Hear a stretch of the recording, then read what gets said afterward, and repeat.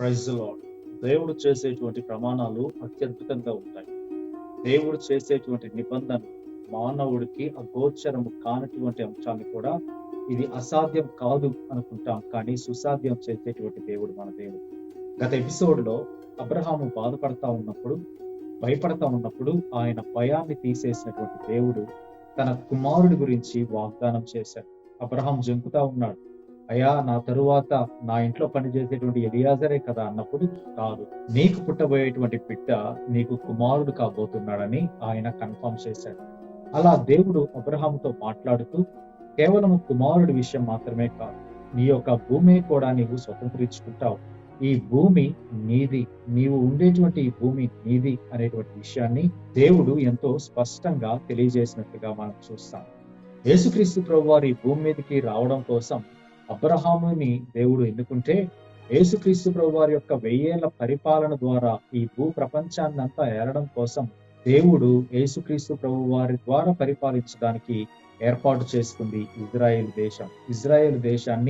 Israel దేశం పట్ల ఎందుకు ఈ రోజు అనేకమైనటువంటి కళ్ళు ఉన్నాయి, ప్రపంచం కూడా ఇజ్రాయెల్ దేశంలో ఏం జరుగుతుంది అనేటువంటి విషయాన్ని పరిశీలిస్తా ఉన్నారు. కారణం ఏంటంటే, ఆనాడు దేవుడు అబ్రహాముకు చేసినటువంటి నిబంధన.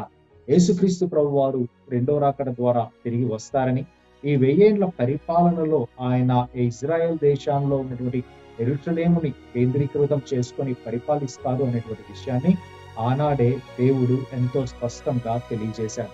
వాస్తవానికి క్రీస్తు శకం 70వ సంవత్సరం నుంచి 1948వ సంవత్సరం మధ్యలో ఎక్కడ కూడా ఇజ్రాయెల్ దేశం ప్రపంచ పటంలో లేదు. ఇంకా ప్రపంచ పటంలో ఉంటుంది అనేటువంటి నమ్మకం కూడా మాకు లేదని ఎంతో మంది రాజులు తెలియజేశారు. కానీ చివరిగా అనుకోని రీతిలో మే 14వ తేదీ 1948వ సంవత్సరాన తిరిగి ఇజ్రాయెల్ దేశం పునరుద్ధరించబడింది. ఈ విషయాలు మనం ఆలోచిస్తా ఉన్నప్పుడు, దేవుడు ఏదైతే ప్రమాణాలు చేశాడో కొన్నిసార్లు మన కంటికి కనపడవు, కానీ ఆ ప్రమాణాలు ఖచ్చితంగా నెరవేరుతాయి అనడానికి అది ఒక గొప్ప సూచనగా మనకి కనబడుతుంది కదా. అందుకని ఇక్కడ దేవుడు ఏ విధంగా అబ్రహాముతో ప్రమాణం చేశాడో కూడా మనం చూడబోతా ఉన్నాం. అబ్రహాం అడుగుతా, అయ్యా మరి భూమిని ఇస్తా ఉన్నావు, నాకు అష్యూరెన్స్ ఏది, నాకు ఒక నిశ్చయిత నీవు అని అబ్రహాం అడుగుతా ఉన్నాడు. అబ్రహాం అవిశ్వాసాన్ని బట్టి అడగటం లేదు, కానీ ఒక నిశ్చయత కోసం అబ్రహాం అడుగుతున్నట్లుగా మనం చూస్తాం. కళ్ళారా చూసినటువంటి దేవుడి మీద ఆయన విశ్వాసం ఉంచాడు.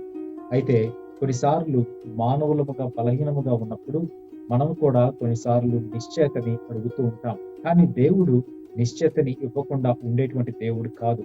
ఏ విధంగా వాక్య భాగం ద్వారా దేవుడు మనల్ని బలపరుస్తూ ఉన్నాడో, ఆ రోజుల్లో దేవుడు తన వాక్కు ద్వారా అబ్రహాముతో నిబంధన చేస్తున్నట్లుగా మనం చూస్తాం. ఆదికాండం 12వ అధ్యాయం 1 నుండి 3 వచనాల్లో ఏ విధంగా దేవుడు భూమి గురించి అబ్రహాముకు ప్రమాణం చేశాడు, దేవుడు మరలా ఇదే విషయాన్ని అక్కడ తెలియజేస్తున్నట్టుగా మనం చూస్తాం. పూర్వకాలంలో ప్రమాణాలు ఎలా ఉండే అని ఒకసారి మనం ఆలోచించినట్లయితే, పూర్వకాలంలో జంతువుని 2 ముక్కలుగా చేసి ఈ 2 వర్గాల ప్రజలు అటు నుంచి ఇటువైపుకు, ఇటు నుండి అటువైపుకు నడిచేటువంటి వారు.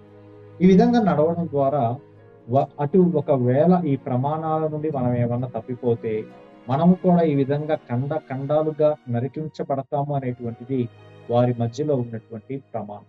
కానీ ఇక్కడ దేవుడు అబ్రహాముతో చేసేటువంటిది ఒక ప్రత్యేకమైనటువంటి ప్రమాణంగా మనం చూడబోతూ ఉన్నాం. దేవుడు అబ్రహాం దగ్గరికి వచ్చి చెప్పినటువంటి మాట, నీవు అక్కడ ఉన్నటువంటి కొన్ని జంతువులను తీసుకొని రమ్మని అబ్రహాముకు తెలియజేశాడు. ఎర్రని, పెయ్యని కానీ కొన్ని జంతువుల్ని తీసుకొని రమ్మన్నాడు. అవన్నీ ఖండాలుగా విభజించాడు, అక్కడ పెట్టాడు. ఎప్పుడైతే అక్కడ అంతా పేర్చి పెట్టిన తర్వాత కొన్ని గద్దలు ఆ కళేబరాలని రక్తం వాసన చూసి కొన్ని క్రూర మృగాలు వచ్చి వాటిని తినడానికి ఎంతో ప్రయత్నం చేశాయి. కానీ అవన్నీ కూడా వెళ్ళగొట్టేశాడు అబ్రహాం. అవన్నీ వెళ్ళగొట్టేసిన తర్వాత బాగా నిద్ర వచ్చేసింది, చీకటి అయిపోయింది, మేలుకోలేకపోయాడు. దేవుడు ఏ సమయంకి వస్తాడో అని పండుకున్నప్పుడు, ఆయన నిద్రపోతా ఉన్నప్పుడు ఆ కాలంలో, ఆ సమయంలో రాత్రి కాలమున అబ్రహాం దగ్గరికి దేవుడు వచ్చి అనేకమైనటువంటి శ్రేష్టమైనటువంటి విషయాల్ని ఈ అధ్యాయంలో మనం చూస్తాం. మరి ప్రాముఖ్యంగా 3 అంశాల్ని అక్కడ అబ్రహాంకు దేవుడు తెలియజేశాడు. మొట్టమొదటిగా ఇజ్రాయేలీలకి, నీ బిడ్డలకు వచ్చేటువంటి శ్రమల గురించి ఆయన తెలియజేశాడు. అవును, 400 సంవత్సరాలు ఐగుప్తు దేశంలోనికి బానిసలుగా వెళ్తారు నీ బిడ్డలు. బానిసలుగా వెళ్ళడం మాత్రమే కాదు, అక్కడ ఉన్నటువంటి ఫరోని భయంకరంగా హింసించి వారిని మరలా తీసుకుని వచ్చేటువంటి బాధ్యత నాది అని దేవుడు ఎంతో స్పష్టంగా అబ్రహాముకు ఆ దినాన తెలియజేశాడు. ఇక రెండవదిగా నీవు నిండు వృద్ధాప్యంలో మరణిస్తావనేటువంటి విషయాన్ని కూడా దేవుడు అబ్రహాముకు తెలియజేశాడు. ఈ విషయాన్ని మనం 15వ వచనంలో చూస్తాం. నిండు వృద్ధాప్యం 175 సంవత్సరాలు జీవించినటువంటి వ్యక్తి అబ్రహాం. 75 సంవత్సరాల ప్రాయంలో అబ్రహాము దేవుని వెంబడించాడు. దరిదాపు ఈ భూమి మీద 1 శతాబ్దం అంటే 100 సంవత్సరాలు దేవుణ్ణి వెంబడిస్తూనే ఉన్నాడు. నమ్మకముగా వెంబడించినటువంటి వ్యక్తిగా అబ్రహాము ఉన్నట్లుగా మనం చూస్తాం. కాబట్టి అబ్రహాము మరణాన్ని దేవుడు ముందే అబ్రహాముకు తెలియజేశాడు. తర్వాత నీ 4వ తరమైనటువంటి నీ సంతానం మరలా తిరిగి వస్తుంది అనేటువంటి విషయాన్ని కూడా దేవుడు అబ్రహాముకు తెలియజేశాడు. 4వ తరం ఇక్కడికి వస్తుంది. ఈ ప్రాంతంలో అనేక రకాలైనటువంటి గుంపులు జనాలు ఈ ప్రాంతంలో ఉన్నారు. కానీ ఈ ప్రాంతంలో ఉన్నటువంటి వారందరిది కాదు ఈ భూమి. వీరందరి పాపము కూడా పండేటువంటి దినం ఒక రోజు రాబోతా ఉంది. ఆ రోజు నీ ప్రజలే వచ్చి ఇక్కడ ఉన్నటువంటి ప్రజల్ని నిర్మూలం చేసి ఈ భూమిని స్వతంత్రించుకుంటారు అని ఎంతో స్పష్టంగా దేవుడు అబ్రహాంకు తెలియజేశాడు. అందుకే ఈ మధ్య కాలంలో ఒక ఆయన ఇజ్రాయెల్ దేశం గురించి తెలియజేస్తూ, దేవుడు భూమి మీద ఎవరికైనా పట్టా రాసిచ్చాడంటే అది ఇజ్రాయేలీల దేశంలో మాత్రమే. ఈ రోజు మనం అందరం ఇండ్ల పట్టాలు సంపాదించుకుంటూ ఉంటాం, అది ప్రభుత్వం ఇచ్చింది. కానీ ఇజ్రాయేల్ దేశానికి కావలసినటువంటి ఆ యొక్క పట్టాన్ని ఇచ్చింది ఈ భూమిని ఆకాశాన్ని సృష్టించినటువంటి మన గొప్ప దేవుడు వారికి ఆ యొక్క పట్టాన్ని ఇచ్చాడు. ఈ దేశం నీది, ఈ ప్రాంతం నీది అని ఇజ్రాయేలీయులకు పితరుడైనటువంటి అబ్రహాముతో ప్రమాణం చేసి నిబంధన చేసినటువంటి రోజు ఆ రోజు. ఆ రాత్రి కాలమున దేవుడు ఎంతో స్పష్టంగా మాట్లాడినట్టుగా మనం చూస్తాం. ఇవన్నీ మాట్లాడిన తర్వాత దేవుడు ఒక్కడే బలిగా అర్పింపబడినటువంటి ఆ యొక్క జంతు కళేవరాల మధ్యలో దేవుడు పోయినట్టుగా మనం చూస్తాం. ఈ విషయాన్ని ఆధ్యాత్మిక కోణంలో మనం ఒకసారి ఆలోచించినట్లయితే అక్కడ ప్రమాణానికి రావాల్సింది 2 వ్యక్తులు, కానీ ప్రమాణానికి 2 వ్యక్తులు రాలేదు, దేవుడు మాత్రమే వచ్చాడు. మన దేవుడు ఎంత గొప్పవాడు అనడానికి ఆ ఒక్క మాట చాలా గొప్పదిగా మనకి కనపడతా ఉంది.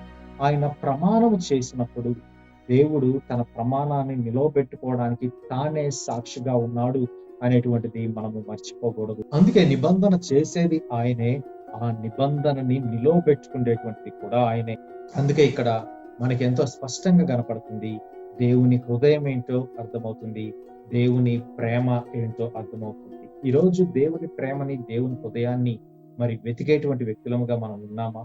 దేవుడు ఎంతగా మన మీద జాలి పడతా ఉన్నాడు, ఎంతగా దేవుడు మన జీవితాల పట్ల ప్రత్యేకమైనటువంటి ప్రణాళికలు కలిగి ఈ లోకంలో ఆయన చిత్తానుసారంగా జీవించాలని ఎంతగా ఆయన ఇష్టపడతా ఉన్నాడో అలా మనము జీవించగలిగితే ఆయన ఇచ్చేటువంటి నిబంధనలని మన జీవితంలో కూడా నెరవేర్చేటువంటి దేవుడు మన దేవుడు అని మనం ఎప్పుడు కూడా మర్చిపోకూడదు.